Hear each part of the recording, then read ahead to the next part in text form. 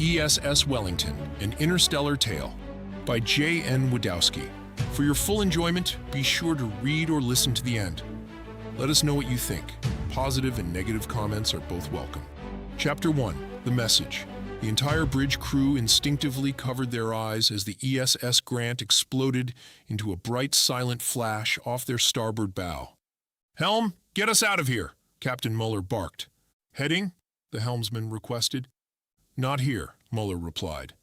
The stars on the main view screen, showing the ship's forward motion, turned into streaks of blue lines as the E.S.S. Wellington jumped into faster-than-light speed. A smaller screen, above the main screen, displayed their aft view of the receding stars, turning into streaks of red lines. Within a second, the ship's D-mast generator shut down, returning the ship back to sublight. A Class I ice world filled the main screen. On the aft monitor, the stars returned to their normal dots of white and yellow pinpoints in the blackness of space. "Where did you bring us, Mr. Momdingo?" Mueller asked, standing from his command chair to look at the ball of ice on the screen. "We are 10 light years from our last position." He looked at the star charts on his display. "This is Reges 7. He answered, looking up at the world on the main screen. "Ensign Yamato, damage report."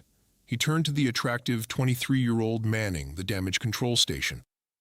"We were hit on Deck 5, Beta section. 4 crewmen were in the section." She struggled to keep her voice professional. "We have lost the shielding generator. Repair crews are on it." Mueller sat back down in his command chair. The Grant exploding in a flash kept playing in his head. They never saw who or what attacked them. He was shook to his core, but as captain he knew he could not show it to his crew. "Mr. Momdingo, what is the closest base to our position?" Momdingo looked at his display, then turned to his captain. "Tesla 3, at least 10 jumps from our present position. As soon as the D-mast generator resets, lay in a course to the first waypoint back to Tesla 3. Mueller turned to his communications officer. "Ensign Rogers, report back to Starforce Command on the spooky comm." "Aye, sir." Rogers acknowledged as the 22-year-old woman with a bob haircut of chestnut hair and light freckles on the bridge of her nose began using Morse code to relay a message on their entangled atom linked with Space Force Command. "Afterwards, call all senior officers to report to me in my office." Mueller turned to Frost. "The bridge is yours. Call me if needed." Commander Frost, a 38-year-old redhead, stood from his station. "Shouldn't I also be in the meeting?" "I need you on the bridge in case whoever hit us comes after us." Mueller stood to relinquish his seat to his first officer. "If any alien vessel does show up, do not engage. Avoid contact, even if it looks like a rowboat." "A rowboat?" Frost was confused. "You know what I mean. Do not engage them. Make a run from it and hail me immediately." He turned back to Ensign Yamato. "How are sensors?" "Sensors are mostly operational," she responded. "Mostly?" Mueller stepped towards her station. "X-ray and infrared are out." She looked up at him as he looked over her shoulder at her display station. "It should be fully functional before our next jump." "Understood. We'll need repairs to first focus on the anti-gravity shielding. We'll just have to rely on other sensors until then." He placed a supporting hand on her shoulder, sensing that the loss of the Grant had not only shaken him. "Focus on your duties." "Aye, Captain." Captain's office. Mueller sat at the head of the small conference table. He was joined by Dr. Kumar, a 35-year-old petite woman from Mumbai. Like all female crew members, she had the standard bob haircut. Commander Michael Wolowitz was the Wellington's chief engineer. He was 40 years old and always seemed to be frowning. Chief Science Officer 36-year-old Lieutenant Commander Novikov sat on the opposite side of the table from Mueller. He did not look happy. From time to time, he would stroke his bald head with his hand. "What the hell happened?" Mueller opened the meeting. Wolowitz replied first. "They were able to knock out our repulsed gravity shield generator." "That is not possible," Mueller insisted. "They repel all kinetic and energy weapons." "It is possible," Novikov replied. "They did it, so it is possible." "How?" Mueller began to copy Wolowitz's frown. "They were able to penetrate the repulsed gravity shield with neutrino scans. Once they located our field generator, they used a gravitas resonance pulse to destabilize the local shielding. Enough so to tear a brief opening long enough to hit the generator with a single tungsten dart, most likely fired from a magnetic railgun.